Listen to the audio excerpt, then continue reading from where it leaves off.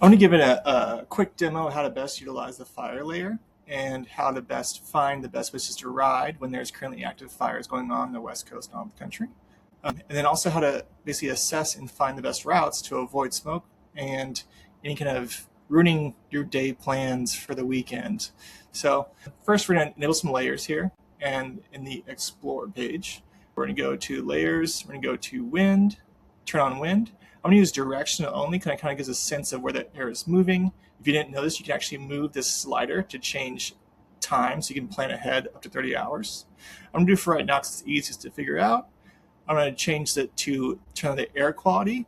You can choose to use the forecast or the current conditions. If you do use the slider on the wind, make sure you match it with the air quality for the future as well, because you can kind of see a better sense of what's going on.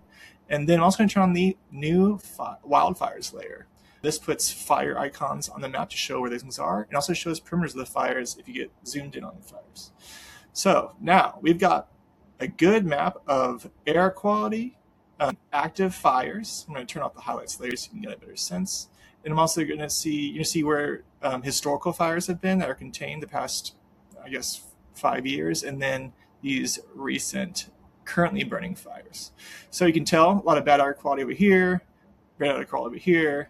If you go up here, you might see this in the news, a lot of bad air quality in Canada area. So you can kind of plan where you should go. So I'm going to be planning to ride somewhere in Oregon. I want to make sure I don't have a bad air quality so I can have a good day. So let's go click on an area like this. This looks very clean, very green area. I'm going to do right click, explore routes. Dang, look at that. So I might want to change the little filters real fast. So I'm going to choose to go to some gravel cycling. I want to do something less than 50 miles. It is weekend, it's hot. Might as well make it a little easier, and maybe a little bit less than 5,000 feet or so. So with that, I now have all these filters locked in. Okay, I'm looking at some pretty good stuff. If you go to sisters, you can see a little bit dangerous to get into this area. But I'm wondering, okay, well, what about a day from now? So let's go back to that time and go 30 hours in advance on both the air quality and the wind. Oh, dang. Tomorrow, forecast is looking pretty rough here. So maybe that's not the right thing to go to this area. Maybe we should go somewhere a little bit less air quality. So now that I'm looking at a full day forecast, not accurate, but forecast, I can then look to see if I go towards the coast, definitely clean air. If I keep going east, looks like there's just bad air quality for the next few days based on all these wildfires happening in here. By the way, pretty big fires, right? But how do I find out information about these fires?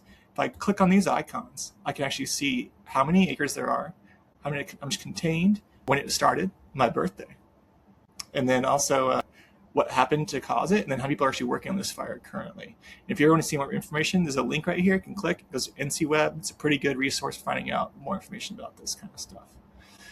You can see how big the spread is. This is actually this is a complex fire. It actually has more than one area of being targeted. So kind of like this fire started all these other fires is what the general idea is. And you might see some lot smaller patches here, and actually even some smaller, like very simple. This looks like a kind of a smaller little, very, very small, just like in a park fire. Must be like a little bit of a piece of spark or something like that kind of fire. But basically, a great way to analyze where to ride this weekend, especially this fire season, and a good way to use our new tool. Soon to be on the mobile app as well. All these exact same layers are available in the mobile app, so feel free to do it on the go.